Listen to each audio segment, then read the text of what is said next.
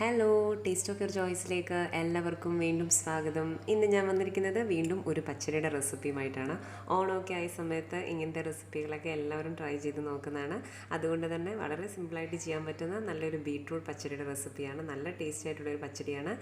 അപ്പോൾ എല്ലാവർക്കും അറിയാവുന്ന റെസിപ്പിയാണ്. എന്നാലും ആദ്യമായിട്ടൊക്കെ കാണുന്നവരുണ്ടെങ്കിൽ ഒന്ന് ട്രൈ ചെയ്ത് നോക്കുക. അപ്പോൾ നമുക്ക് വീഡിയോയിലേക്ക് പോകാം. ഇവിടെ ഞാൻ ഒരു ബീട്രൂട്ട് എടുത്തിട്ടുണ്ട്. ഒരു ബീട്രൂട്ട് വളരെ ചെറുതായിട്ട് കുത്തി അരിഞ്ഞെടുത്താണ്. നിങ്ങൾക്ക് ഗ്രേറ്റ് ചെയ്തെടുക്കണമെങ്കിൽ അങ്ങനെ എടുക്കാം. അപ്പം ഒരു ബീട്രൂട്ട് നമ്മൾ എടുത്തിട്ടുണ്ട്, അത് മാറ്റി വയ്ക്കാം. പിന്നീട് നമുക്ക് അരപ്പിന് വേണ്ടിയിട്ട് ഞാനിവിടെ ഒരു 4 ടേബിൾ സ്പൂൺ തേങ്ങ ചിരകിയതെടുത്തിട്ടുണ്ട്. അതുപോലെ തന്നെ ഒരു 4-5 അല്ലി വെളുത്തുള്ളി, ഒരു 2-3 ചെറിയ ഉള്ളി, അതുപോലെ തന്നെ 2 പച്ചമുളക്, പിന്നെ 1/4 ടീസ്പൂൺ കടുക് കൂടി എടുത്തിട്ടുണ്ട്. അപ്പോൾ നമുക്ക് ഇതെല്ലാം മിക്സിയുടെ ജാറിലേക്ക് ഇട്ട് കൊടുക്കാം. അപ്പോൾ ഇതിൻ്റെ കൂടെ എടുത്ത് വെച്ച കടുക് കൂടി ചേർത്ത് കൊടുക്കുകയാണ്. കടുക് ഇങ്ങനെ ചതച്ചെടുക്കുന്ന സമയത്ത് നല്ലൊരു ടേസ്റ്റാണ് പച്ചടിക്ക്. കൂടെ ഒരു 1/4 ടീസ്പൂൺ ജീരകം കൂടെ ചേർത്ത് കൊടുക്കുകയാണ്, ചെറിയ ജീരകം, ക്യൂമിൻ സീഡ്സ്. പിന്നെ ഒരു 3 ടേബിൾ സ്പൂൺ വെള്ളം കൂടി ചേർത്ത് കൊടുക്കുന്നു.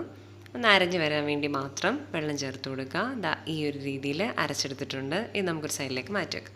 ഇനിയിപ്പോൾ നമുക്ക് ആദ്യം വേണ്ടത് ഒരു പാൻ അടുപ്പത്ത് വെച്ചിട്ടുണ്ട്. അതിലേക്ക് ഞാൻ ഈ ബീട്രൂട്ട് ഇട്ട് കൊടുക്കുകയാണ്. ബീട്രൂട്ട് നമുക്ക് കുറച്ച് വെള്ളം ഒഴിച്ചിട്ടൊന്ന് അടച്ചു വെച്ച് വേവിച്ചെടുക്കണം. അത്യാവശ്യം നന്നായിട്ട് തന്നെ ബീട്രൂട്ട് വെന്ത് വരണം. അപ്പോൾ അടച്ചു വെച്ച് നമുക്കൊന്ന് വേവിച്ചെടുക്കാം.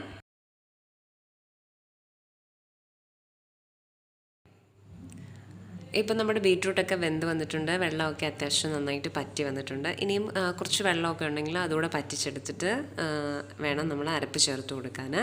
അപ്പം ബാക്കി കുറച്ച് വെള്ളം കൂടെ ഉണ്ട്, അതുകൂടെ ഒന്ന് മിക്സ് ചെയ്ത് ഒന്ന് പറ്റിച്ചെടുക്കാം.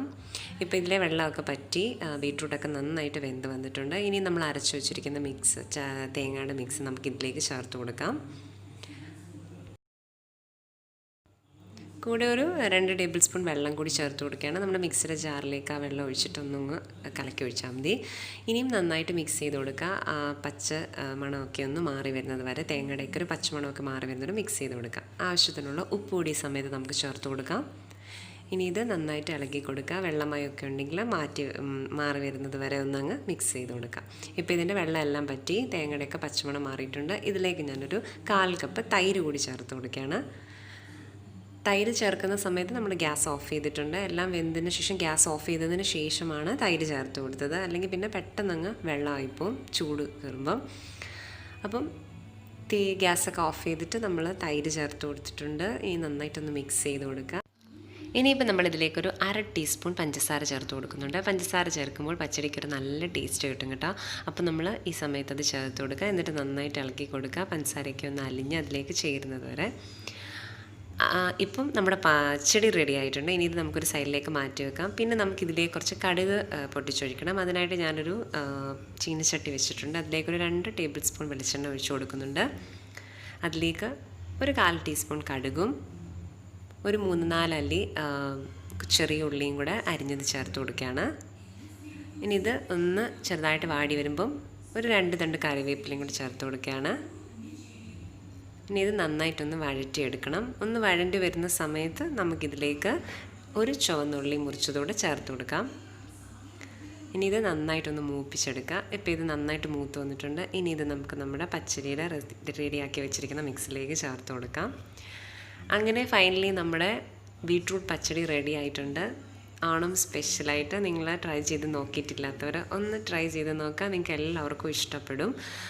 അപ്പോൾ നിങ്ങൾക്ക് വീഡിയോ ഇഷ്ടപ്പെട്ടിട്ടുണ്ടെങ്കിൽ ലൈക്ക് ചെയ്യാനും ഷെയർ ചെയ്യാനും സബ്സ്ക്രൈബ് ചെയ്യാനും മറക്കരുത്.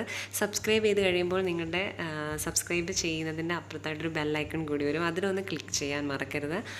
എങ്കിൽ മാത്രം ഞാൻ പുതിയ വീഡിയോസൊക്കെ അപ്ലോഡ് ചെയ്യുന്ന സമയത്ത് നിങ്ങൾക്കതിൻ്റെ നോട്ടിഫിക്കേഷൻ കിട്ടത്തുള്ളൂ. അപ്പോൾ നമുക്ക് പുതിയ വീഡിയോയുമായി അടുത്ത എപ്പിസോഡിൽ കാണുന്നവരെ ബൈ.